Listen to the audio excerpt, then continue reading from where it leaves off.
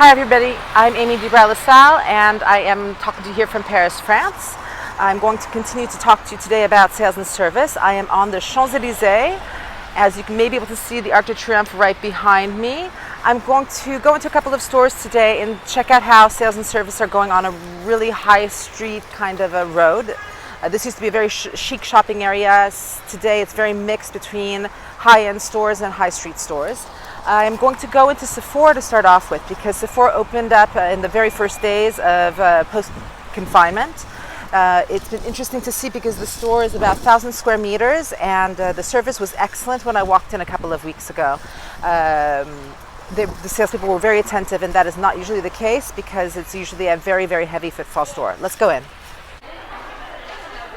This has been a fun little visit here to Sephora today. It's been fun because there's such light footfall, not a lot of traffic. People are converting into sales about 40% of the time, I would say. There are people at the register, so it's good to see that even though the challenging situation in terms of operations and how to test items, they are managing to transform these visits into sales.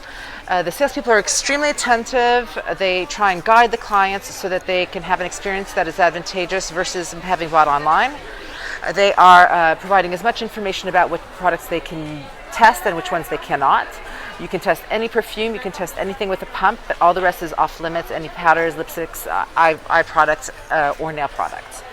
I had a wonderful salesperson over at Dior who had a really good, strong vocabulary in terms of describing the differences of the products as well as the colors. So I think that was really a big plus for her in terms of converting into sales. And also she said something very pertinent, which is that Dior is the kind of brand that inspires confidence. People feel comfortable buying it. They already know the products.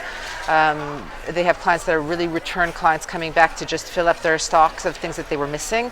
And it's always easy to propose a new item that may be a seasonal item as well into the sale.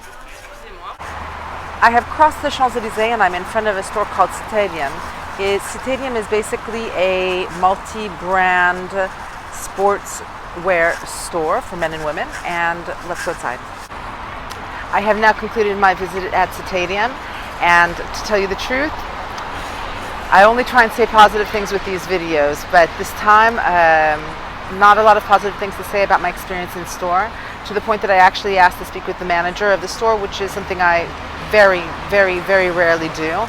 I spoke with him and told him I walked out of the store feeling lonely. It had been a lonely experience. So in these times post-coronavirus, people who have already been cooped up and spend a lot of time alone, if they're coming into the retail stores, they want to feel acknowledged, discovered, and cherished. And I didn't feel any of those things.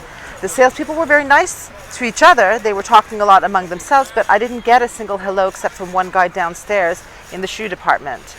I spent 10 minutes in the ready-to-wear department with items in my hand waiting for the salesperson, and he was on the phone doing something operational. I am certain that it's a challenging time with low staff, that it's difficult for them to manage all of these things. He was alone in that department, but he could have at least acknowledged me or put the phone down for a second or told the person that he could have called them back, because I was standing around with multiple pieces in my hands and he didn't seem to find that of value.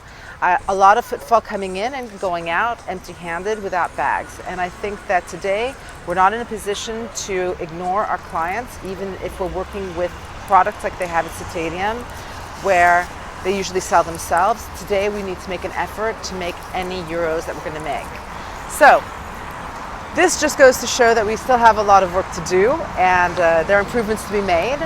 I hope to next time present you a video celebrating more of the successes of these recent days, recent times as we're living through. Thank you much for listening to my video, and I'll see you soon. Take care.